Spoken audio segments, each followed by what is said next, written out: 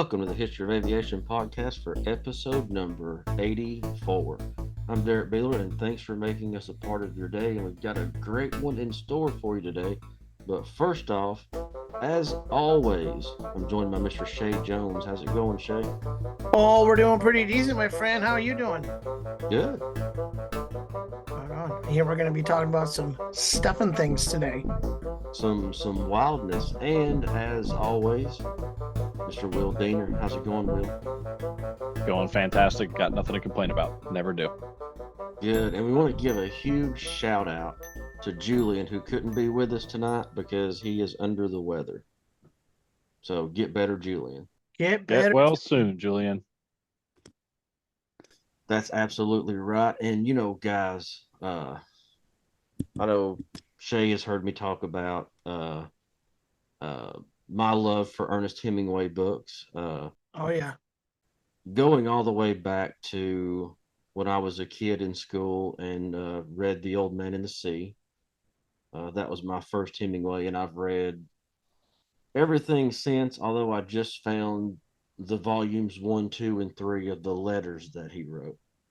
But speaking of Ernest Hemingway, people's probably saying, well, what does that have to do with aviation? Well, Will Diener, in January 1954, Ernest Hemingway survived 2 simultaneous plane crashes in Uganda, resulting in significant injury and a harrowing experience that later he re-encountered in a letter. Now, Will, 2 plane crashes, 2 days.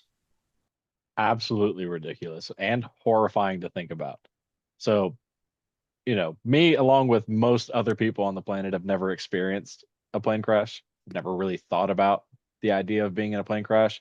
But going over, doing some research about the Hemingway crashes these last couple of days, it's really, really, really something surprising and horrifying to think about. Yeah, with a very interesting ending. As Very well, interesting, Red. as well. So yeah, let's talk about Hemingway and his wife were on safari. We were talking about before we went on air in Uganda, and you mentioned his wife wanted to take some pictures.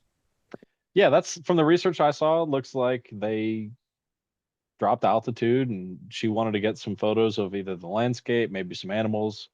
And to my understanding, the pilot went to avoid a bird strike, had to dip down, hit an old telegram wire, and ended up crashing right in the bush. Right there. So resulting in that, that's here we are. We're in a survival situation.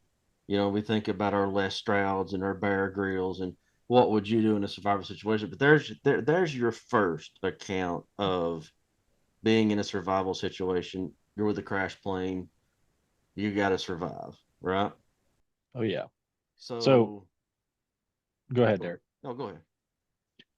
That's something that I wanted to talk about a little bit. Absolutely horrifying, like I mentioned. But let's take a pause on Hemingway. In the event that you were flying, and Derek, you're a pilot, so I think this is a good question to ask you. If, say, you were on your way to Africa for a safari of your own, you know that you're going to be in a situation where it's a little bit more dangerous, less communication with the outside world, and the odds are higher. Obviously, you never want to crash your plane, but the odds are higher if you're going down. What are some of the things that you would bring with you in the event that you did go down, survived, and you had to live out in the forest for God knows how long? Yeah, and that's a great question because, you know, Africa, you know, that's a real, East Tennessee, yeah. Africa, gosh, man, you've got what elephants? Yeah, crocodiles. Yeah. I mean, what tigers, Lions. lions, cheetahs? Are cheetahs in? Cheetahs are in Africa. They're in the Serengeti. They are. For me, you know, I would have my normal survival stuff, but I would be scared to death of getting trampled by something or eaten by something. And it doesn't matter what you have in your bag when a herd of elephants come stomping your way, does it? No, I think you just got to learn how to run. Really fast. But yeah, running and traversing through a forest and a rainforest that is a terrifying idea. Shae, last podcast we talked about your wife from Brazil, my family's from Brazil, so I think of the Amazon. Now, I don't know where. Yeah.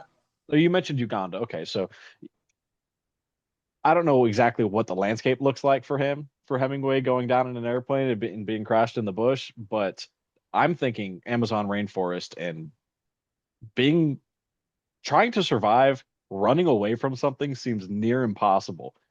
And now we all know Hemingway. Hemingway's a pretty cool guy. There's some better words to describe him, but we'll keep it PG. Yes. He he's a survivalist at heart, I suppose. But I don't know what I would do in that situation. Say you went down, you're in the middle of a forest, you have absolutely no idea where you are, and you're alone. What's your first step? What are you doing first? Assessing the situation, and you got to add to that. What if you got a broke arm? What if you got Yeah. a broke leg? Well, yeah, he broke ribs. Yeah, He broke ribs. He punctured his liver. He dislocated his shoulder. There was some damage to be had. So it's definitely what you're saying is absolutely true. My first instinct would be to take what was left of the plane and build a shelter and stay put. That's fair. I mean, and the fire didn't start until the second plane crash. So Right. for all intents and purposes, the plane is the temporary shelter, at least for a little bit, as long as there's no fuel or fumes or fire. I would say stay put there for at least a little bit. Finding your way out of the situation like that in your first plane crash, imagine being completely shaken up, you're disoriented, you don't know where you are. There were two planes that saw the wreckage but didn't see the survivors. They failed to find any survivors, and the news broke out. This is the 50s. Papers are being written left and right. Obituaries are being written about Ernest and his wife passing away after their safari visit in Africa.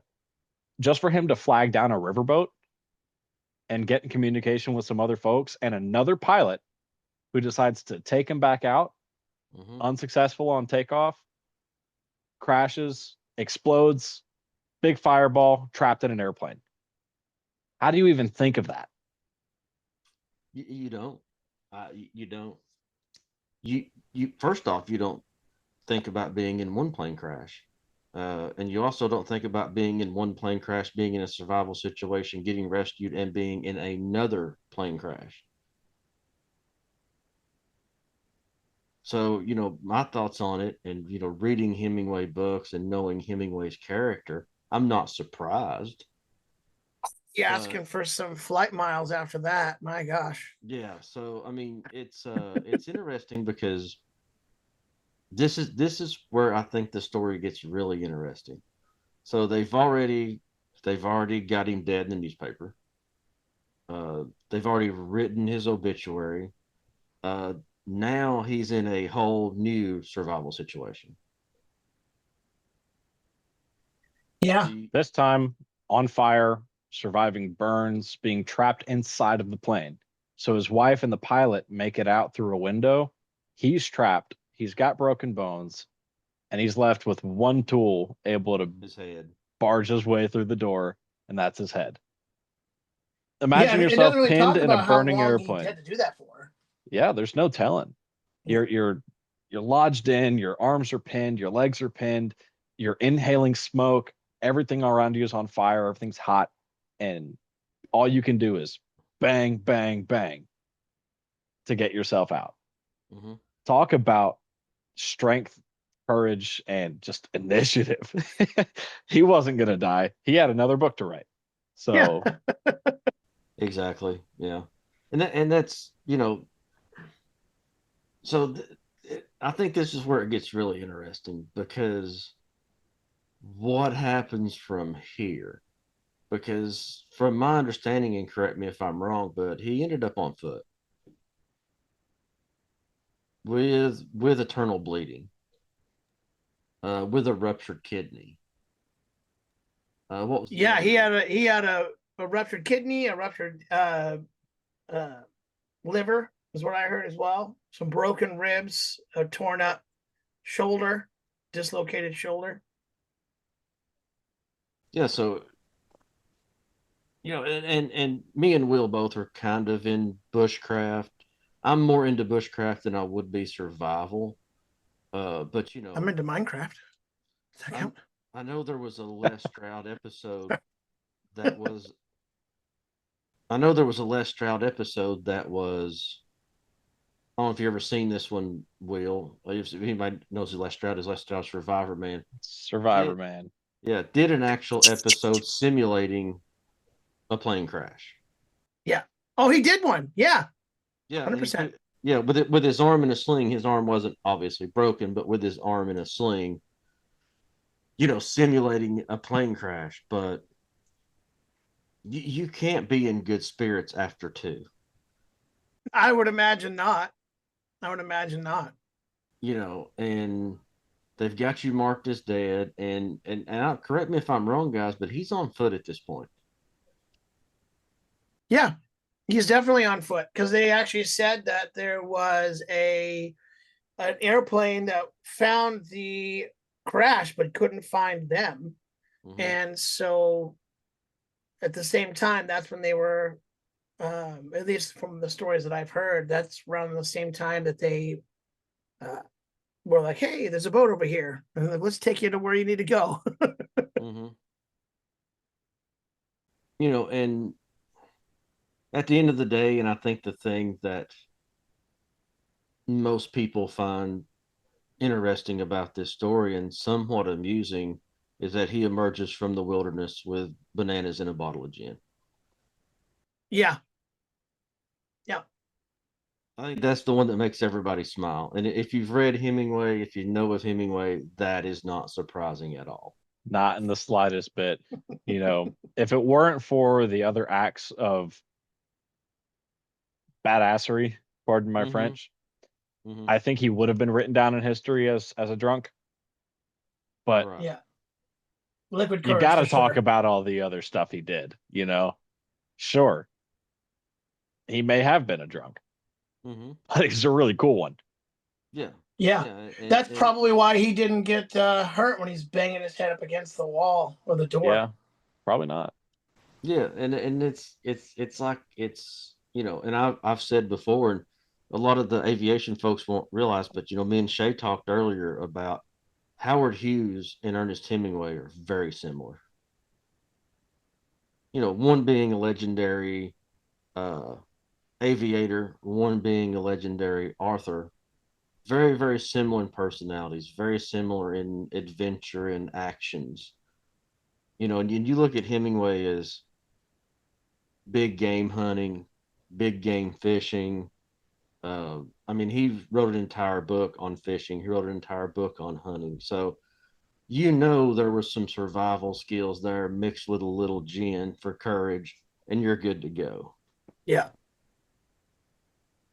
Can't forget the bananas, Derrick.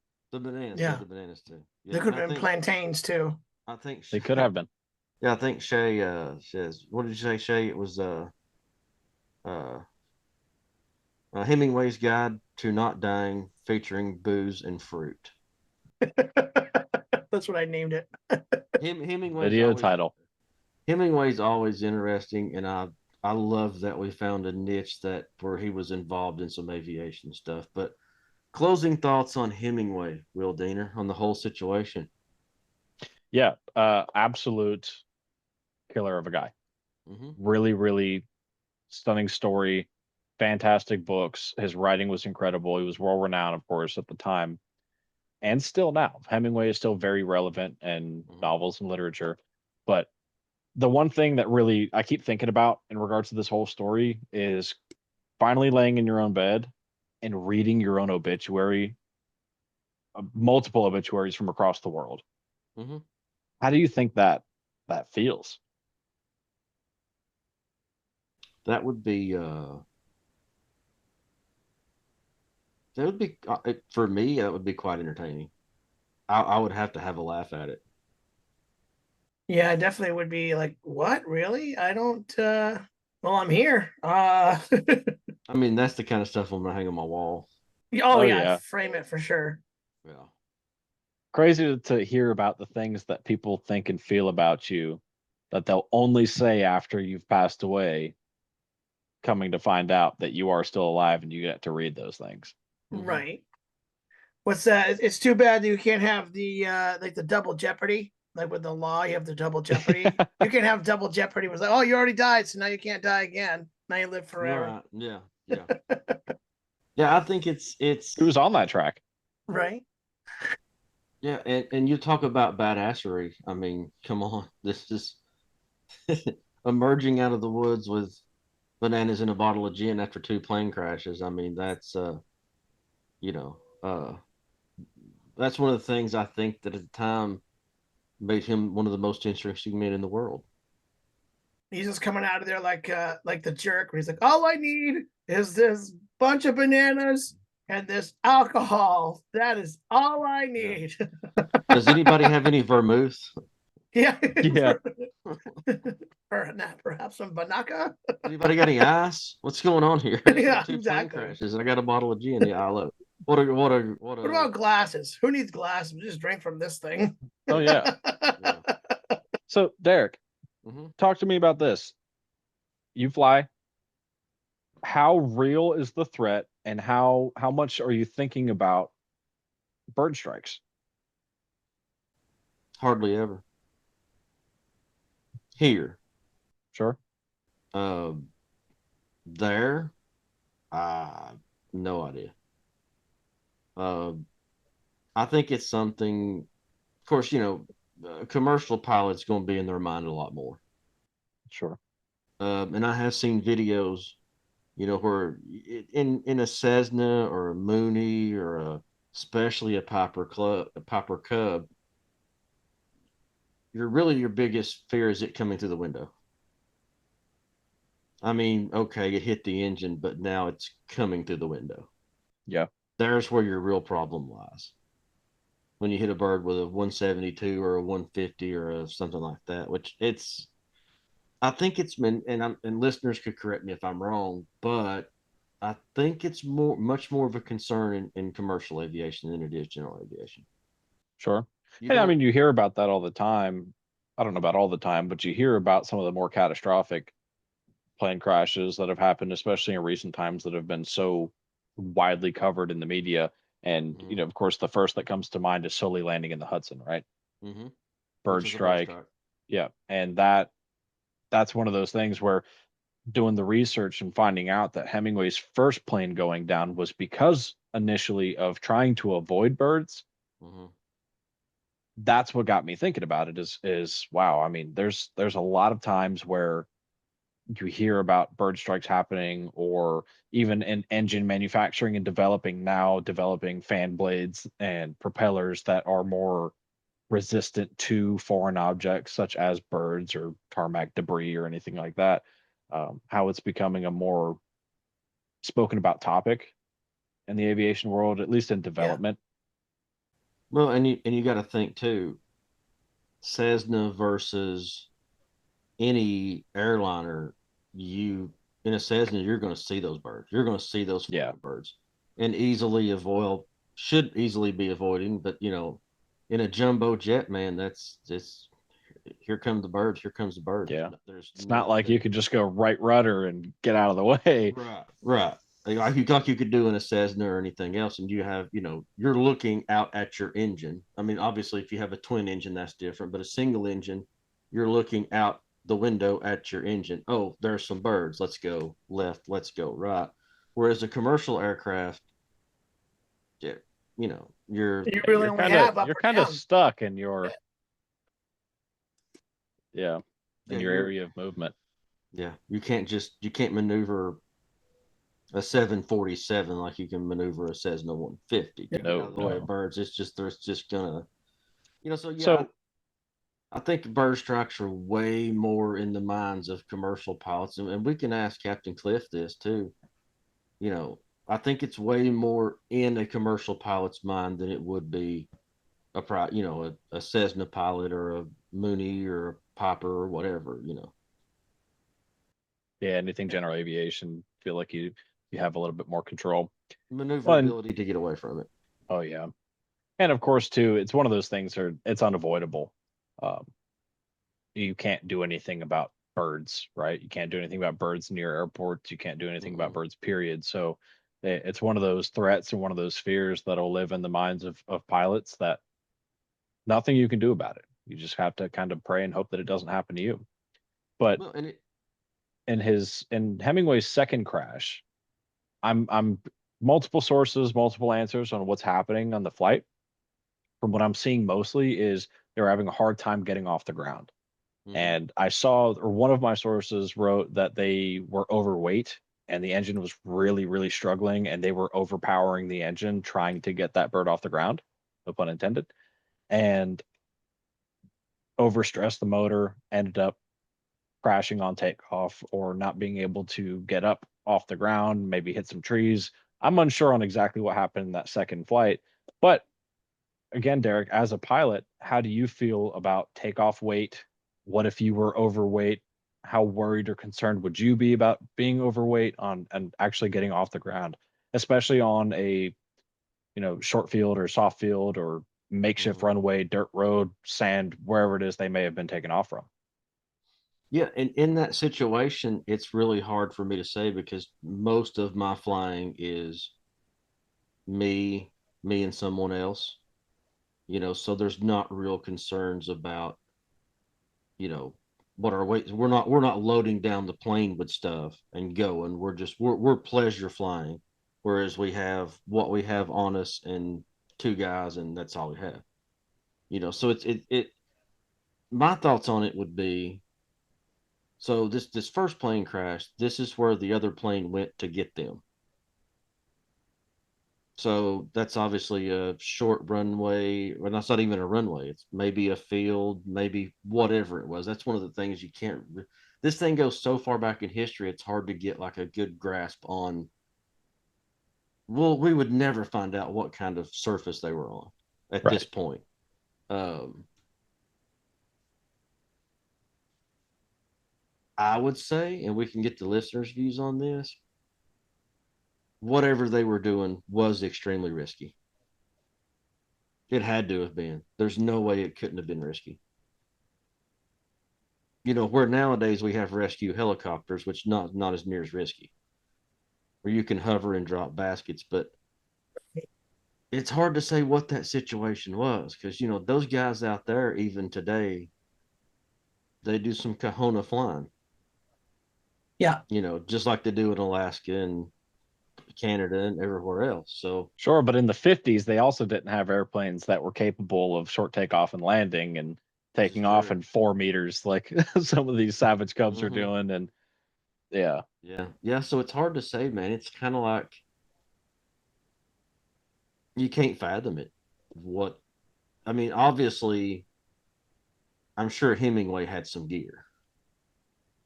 Here's a avid outdoorsman. He had some gear. Uh, I don't even. What was the second plane? Does anybody know what type of plane it was?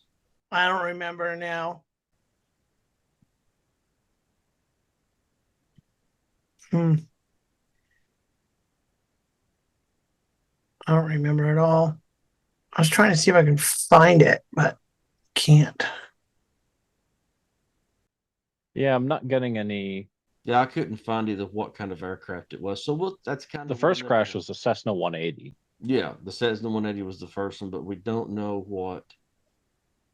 Maybe hey guys, listen. Maybe if somebody knows what type of second aircraft this was, or the second aircraft that crashed, let us know because we could not find any um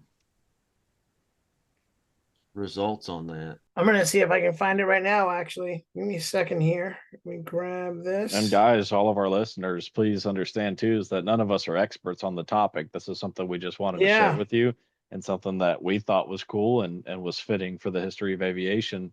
The fact that sure planes go down, but surviving two plane crashes consecutively, one after another, day after day, was something that really blew my mind and an unfathomable situation to be in. Yeah, it's yeah, if we could get some information on what that second aircraft was. So I guess the big question would be, Does anybody out there in the Hemingway plane crashes know what type that second aircraft was? Because that's some really difficult information to find. And more information about the field or runway or road that they were taking off from. Oh yeah, in this photo that I just seen, you can see the knot on his head. Yeah, from hitting his head all the time. You can see the knot on his head from using his head to get out of the aircraft. That's crazy. And he was no spring chicken when this happened either. He was yeah, what a guy. That's all I can say is what a guy. Well, according to this, the second crash, the Halifax Dragon Riptide, the aircraft is believed to be a de The Havilon. Haviland Dragon Riptide. The Havilon. Can you pull that up on screen share because I have no Yeah. clue what the frig that is. Yeah, let me grab this here.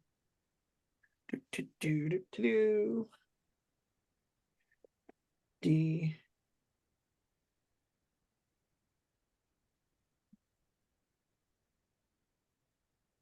He's so fast at screen sharing when it's pointless. Now we have something. Screen and this share. Let's see this bad boy because I could not find any. Okay. Interesting. Yeah. Had you ever heard, Will, of a dragon raptor? Is that correct? It's like a Dragon Riptide, Rapide. Raptide. Rapide. Rapide? Is that what it would be? I'm not sure. There That you go. I feel like that's like a because he was in South America, so I feel like that's an Espanol palabra para happy well, he would have been for fast. It's a cool plane. It's a now cool I don't looking know plane. anything about the Havilland aircraft manufacturer. Now the Beaver. So you got the de Havilland Beaver. You got the de Havilland Twin Otter. Are they what country of origin are they from? Gosh, I don't know. But this bad boy here, I've never heard of. Oops, there's no G in origin. They're a British British. aviation manufacturer. Okay. Cool looking plane. Yeah. Founded in 1920. Yeah, I mean, Really cool looking plane. we've seen the Twin Otters at our airport. Will. Yeah. Yeah, we've seen the Twin Otters come in. And then how weird is I say weird loosely, not in a bad way, but how strange is it to see a commercial or a passenger biplane? Back then, Right. probably not so weird. Yeah, you're right. Maybe. I mean, I don't. Yeah, I mean, wasn't the Ford Trimotor? Wasn't it? No, it wasn't. It was just a high wing, wasn't it? It was just a high wing. Yeah. Yeah, that's interesting. Yeah, the Hemingway stuff's really, really cool. And I'd like to do a little bit more or get more engagement from you guys. If you have any information regarding the Hemingway crashes, if you've heard stories, if somebody told you a story in the past, please share it with us because this is something for us that was really cool to talk about and something interesting to think that two plane crashes, hard to imagine to begin with, and then being in that survival situation, what happened in the second plane crash? Would you ever get on a plane again? I don't know that I'd ever get on a plane again if I got in a one plane crash, but I'd like Yeah, to say that right. I would as much as I love this. But in the event that I did go down in an airplane, I think it'd be a little hard to get me back in a seat. But that Right. hasn't stopped me in the past, Been in car accidents and I still drive. So Exactly. So yeah, you guys watching this video, you listen to this podcast, let us know your thoughts of this whole thing. Let us know in the comment section. We'll see what everybody thinks. For real.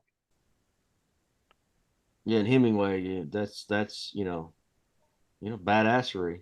I think Will summed it up with badassery when you survive 2 plane crashes and emerge with a bottle of gin Right. And bananas. and bananas, and that's to me, that's just like I can almost picture it in my head, just nonchalantly walking up like, yeah, here, you know. All right. Here we are. Let's finish off with this. Asking you, Shae, and Derrick, and the viewers. I want to know, everybody, if you were in a plane crash and you were to emerge to the public holding a beverage and a fruit of your choice, what would they be? The fruit of my choice would be a tomato because tomatoes are fruit. Okay. I'm Southern. What would my beverage be? Um, so this is going to be and something we didn't dive into real quickly. Obviously, Hemingway had the bottle of gin the whole time. Right. He had to have. There's no. Oh, there's a store out in the jungle. We gotta Right. go get some gin, buddy. You know. Not only did Hemingway and his wife survive 2 plane crashes, but a bottle of gin did as well. Of Right. course. Well, you know they teach you, right, to put your head kind of between your knees and brace for impact. You know he had that bottle in his lap. He wasn't Probably. letting go of that. Yeah. No. And so my bottle. So, oh gosh, let's see. I would have to say it would probably be a lukewarm Miller Lite. Let's go. A lukewarm Miller Lite. What an awful answer, Derrick. It's not going to be cold. I'm in the wilderness with it. Right. Sure. But No, that's fair. In that situation, that would have been long gone. Yeah. Yeah. Well, single bottle. You come out with a 24 pack and yeah, in a Yeti cooler. Yeah. What do you got, Shae, for us? Well, I think the fruit of choice that I would have probably would be a giant avocado, if I could find one. Avocados with sugar, by the way. Yeah. And then I'm gonna share my screen here a little bit here. This would be my soda right here. You ever heard of that? Oh, Moxie. Your favorite soda is Shae Jones has screen sharing. Double click to enter full screen mode. I can't see it. What is it? I can't see it. It's a Moxie. Moxie. It's a Moxie soda. What is that? Moxie. Okay, I got it now. Yeah, this is Moxie. So Moxie was a soda way back in the day in Maine. It was originally a medicine, and then it turned into a soda. And some people to this day say that they love it, and other people say that they hate it. So you either love it or you hate it. I happen to love it, and I prefer the bottles, the glass bottles, over anything else. Although they all have their own flavor to it, but that's it. That's my favorite drink right there. So Will Diener, what is your Hemingway? You're coming out of the woods after 2 plane crashes. What's your fruit and what's your beverage of choice? You know, like I kind of said earlier in the podcast, I keep reverting back to thinking of crash landing in the Amazon. What do I have readily available? Of course, I've got bananas, and I'm sure I could find some gin. At least rum. There's plenty of rum, cachaça in the Amazon. But I think my beverage would be a cup of coffee. Come out of the woods holding a cup of coffee, Pilau coffee. And I would probably have, I don't know, like a mango or a papaya. There you go. That's what I'm coming out of the woods with. Cup of coffee and a mango. I like it. What a great, interesting story that whole thing was. And it's always great to come back and like I said, Hemingway's special to me because I've read his books. I mean, there's Hemingway books that I've read. I've read The Old Man and the Sea probably in my adult life probably 6 times. And I find something new every time. So it's always great when we can add Ernest Hemingway was not an aviator. He just found himself in a aviation situation, which makes it interesting. Yeah. So we got a lot of great stuff, Shae, going on over at the website. What we got going on over there? Yeah, so I haven't gotten with you on all of it. So we with the website that we've had up until now, you can pretty much catch all of the new podcasts, both video and audio. I don't think I posted last week's video there, but I can definitely go there and do that tonight. But we've got a shop there, which I do believe we're trying to figure out a better way to do that, to get more applicable things that make sense and that matter to this type of audience. But yeah, just as always, we're always going to have ways for you to reach out. You can reach out to us there. All of our links to our socials are there.